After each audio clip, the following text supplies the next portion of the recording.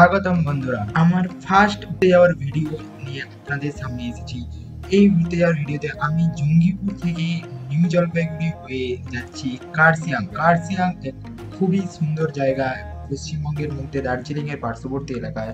তো ওই জায়গায় যাচ্ছি, এটা হলো জঙ্গিপুর স্টেশনে আমরা ওয়েট করছি তিস্তা তোরসা ট্রেনের জন্য। লকডাউনের বছর যে স্পেশাল ট্রেন চলছে, ওই স্পেশাল ট্রেনের জন্য ওয়েট করছি। তো ওটাতে ওঠার পর আপনাদের দেখাবো কোথায় ওই ট্রেনে যাতায়াতের সময় ভালো দেখার জায়গা রয়েছে, ওটা আপনাদের তখন দেখাবো। এটা ট্রেনে যেতে যেতে আপনারা দেখতে পাবেন, ওটা হলো Farakka feeder barrage.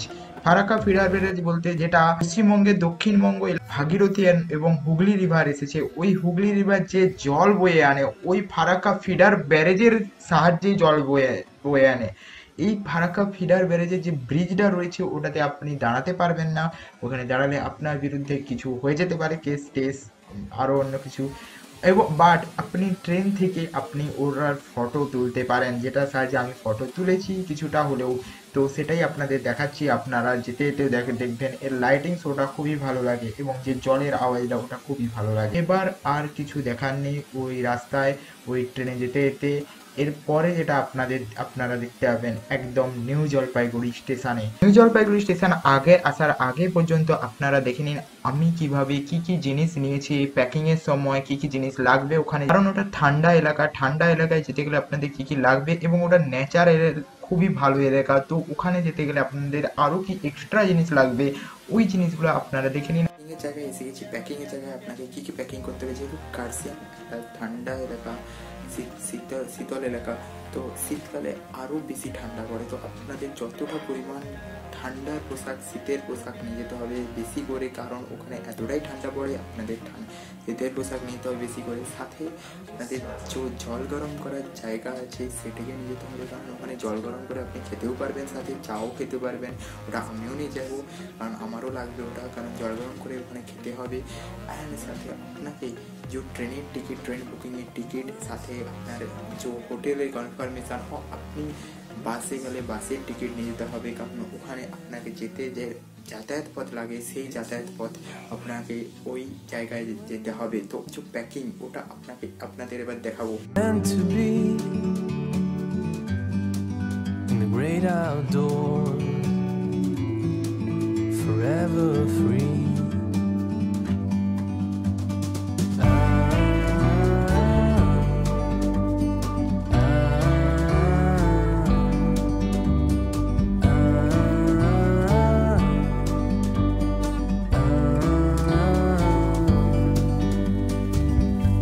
Sometimes you need to go take a step back. যারা যারা ফটো করবে ওখানে, কারণ ওখানে নেচার খুব ভালো, তাদের ফটোগ্রাফি করার জন্য আপনাকে ক্যামেরা নিতে হবে। আমিও যেমন নিচ্ছি, একটা ক্যামেরা নিচ্ছি, আপনি দেখতে পারেন ক্যামেরা নিচ্ছি, এবং আপনাদেরও নিতে হবে যারা যারা ক্যামেরা করবে। তো আমার ব্যাগ গুছানো কমপ্লিট। জলপাইগুড়ি স্টেশন পৌঁছে গেছি আমরা। নিউ জলপাইগুড়ি স্টেশন পৌঁছে আমরা এবার গাড়ি করে যাব ঘুরতে। গাড়ি নিয়ে আমরা পৌঁছে গেছি ফার্স্ট আমাদের ডেস্টিনেশন, যেটা বালাসন রিভারের কাছে একটা পানিঘাটা ব্রিজ, যেখান থেকে আমরা সূর্যোদয় দেখার জন্য এসেছি। এটা মিরিক যাওয়ার পথে পড়ে। আমি যেহেতু কার্শিয়াং যাচ্ছি, এটা একটা অন্য রুটে এসেছি। অন্য রুটে এসে আমরা দেখছি কিভাবে সূর্যোদয় পাহাড়ের মধ্যে হচ্ছে। খুব সুন্দর জায়গা, আপনারা গেলে খুবই আনন্দ উপভোগ করবেন। এবং সাথে একটা নদী রয়েছে বালাসন রিভার, জলটাও খুব ঠান্ডা এবং জায়গাটাও খুবই ঠান্ডা, যেহেতু আমরা সব ভোর গিয়েছি তাই। বালাসন রিভারের পানিঘাটা ব্রিজ থেকে আমরা এবার গাড়ি নিয়ে বেরিয়ে পড়েছি অন্য জায়গায়, অন্য সাইট সিন করার জন্য, যেগুলি কিছু ভিউ পয়েন্ট রয়েছে। ওই ভিউ পয়েন্টগুলি থেকে আপনারা পাহাড়ের নিচের অংশ দেখতে পাবেন, যেটা খুবই সুন্দর জিনিস দেখতে, এবং পাহাড়ের থেকে নিচের অংশ দেখতে খুবই ভালো লাগে। যারা পাহাড়কে ভালোবাসে এই জন্যই আপনারা এই ভিডিওটা পুরোটা দেখুন, আপনারা সবকিছু দেখতে পাবেন। পাহাড়ের নিচের অংশেও খুবই সুন্দর ভিউ পয়েন্ট রয়েছে যাওয়া।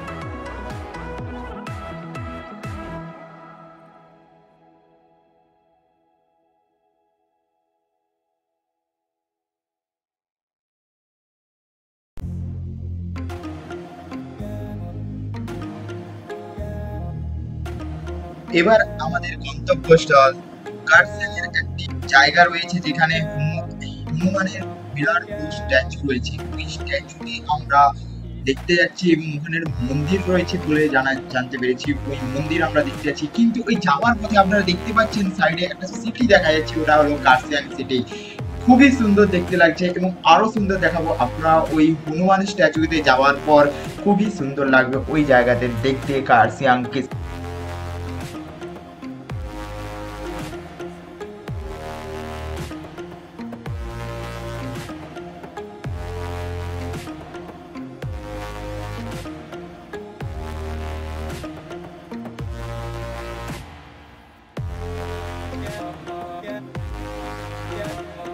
আমরা যে হোটেলে উঠেছিলাম সেই হোটেলের ছাদ থেকে আমরা হোটেলে যাওয়ার পর জানতে পারি হোটেলের ছাদ থেকে কাঞ্চনজঙ্ঘা দেখতে পাওয়া যায়। তো হোটেলের ছাদে গিয়ে আমরা সেই কাঞ্চনজঙ্ঘা দেখার উপলব্ধি করতে পেরেছি। ঘুরতে আসা দ্বিতীয় দিনে আমরা বেরিয়ে পড়েছি শিটং অহলদারা ভিউ পয়েন্ট দেখার জন্য। তো সবকিছুই আপনাদের দেখাবো এবং এই যাওয়ার পথে আপনারা গাছের বন দেখতে পাবেন। এই বন দেখতে খুবই সুন্দর লাগে। আপনারা দাঁড়িয়ে ওটার ফটো তুলতে পারেন, ভিডিও করতে পারেন যেতে যেতে। তো আমি ওটারও ভিডিও করেছি, খুবই সুন্দর দেখতে, আপনারা সেটাও করতে পারেন।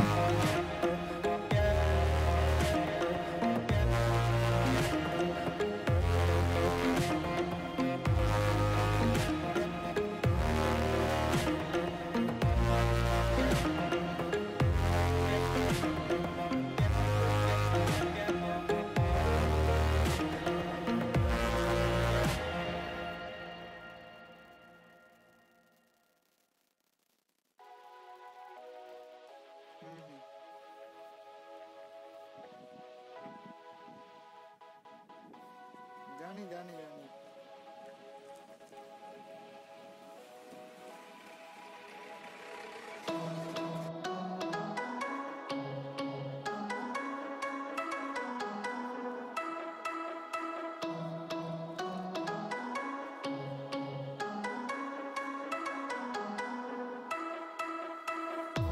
এটা হলো কার্সিয়াং থেকে শিলং যাওয়ার পথে নামথিং পোখরি লেক। এটা বর্ষাকালে জলে ভর্তি থাকে, বাট এখন বর্ষাকাল নেই, জল পুরোপুরি শেষ হয়ে গেছে, তাই এখন কোনো জল নেই।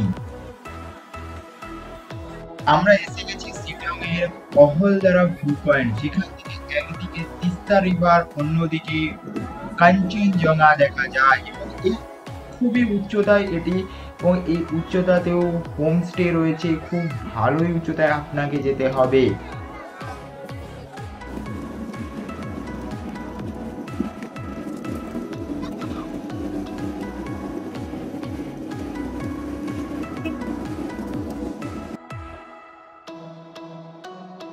লাস্ট দিন আমাদের অন্তিম দিন, যেদিনে আমরা ট্রেনে উঠে আমাদের পুরোনো জায়গায় ফিরে আসবো, যেখানে আমাদের বাড়ি। তো এই দিন আমাদের প্রথম গন্তব্যস্থল ছিল গিদ্দা পাহাড়ের ভিউ পয়েন্ট। এটি খুবই ভালো জায়গা। এটা উঁচু জায়গা থেকে আপনি পুরো পাহাড়ের নিচের অংশ দেখতে পাবেন এবং ওর থেকে একটু দূরে একটা রোপওয়ে তৈরি হচ্ছে। আপনি কিছুদিন পর গেলে, কয়েক বছর পর গেলে হয়তো রোপওয়েটা নাও হতে দেখবেন। ফটোতেও দেখতে পাচ্ছেন রোপওয়ে হচ্ছে, ভিডিওতেও দেখতে পাচ্ছেন রোপওয়ে হচ্ছে। তো এটাই খুবই সুন্দর জায়গা এটি।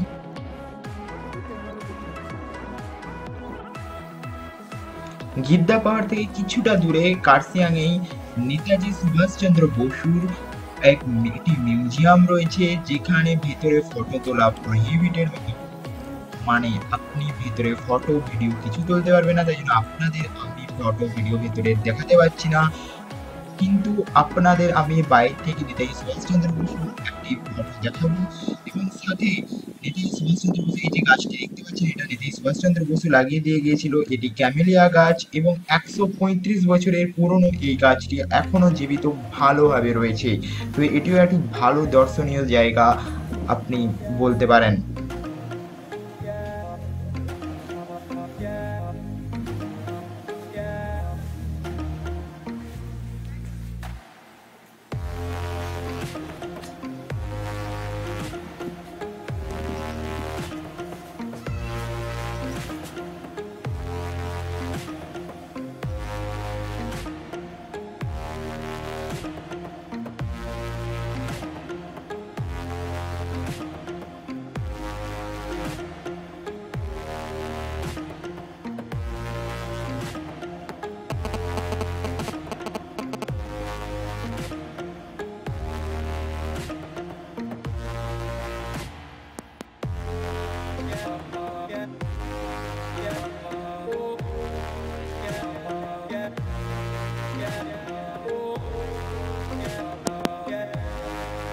আমাদের যাত্রা মধ্যেই পশ্চিমবঙ্গের বিখ্যাত সুকনা ফরেস্ট, যেটি খুবই বিখ্যাত, এবং ওই বিখ্যাত সুকনা ফরেস্টের পাশ দিয়ে দেখতে পাচ্ছেন আপনি ট্রাম লাইন গিয়েছে।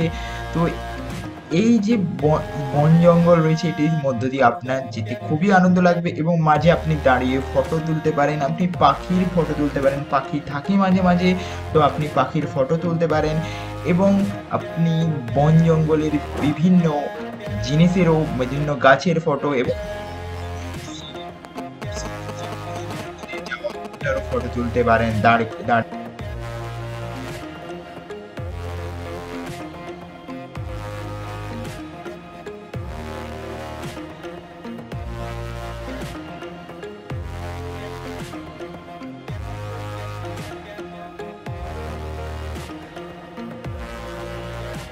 আমাদের যাত্রাপথে শেষে আমরা এসে পৌঁছেছি একটি চা দোকানে, কিউকি দার্জিলিং এর চা খুবই সুন্দর চা, এবং একটি বেতের দোকানের পাশেই ওই বেতের দোকানটা রয়েছে। ওই বেতের দোকানে আমরা কিছু কিনে, চা দোকানে কিছু চা কিনে আমরা আমাদের যাত্রাপথ কমপ্লিট করছি। এবং সাথে ভিডিওটি ভালো লেগে থাকলে আপনি লাইক করবেন, শেয়ার করবেন, এবং আরও এই রকম যাওয়ার ভিডিও দেখতে হলে আমার চ্যানেলটি সাবস্ক্রাইব করবেন। এবং আরও এটা নিয়ে গেছি ফটোগ্রাফি করার জন্য, যে ফটো দেখতে হলে আপনার ইনস্টাগ্রাম পেজ যেটা আছে ওটাতে আপনি গিয়ে ফলো করবেন।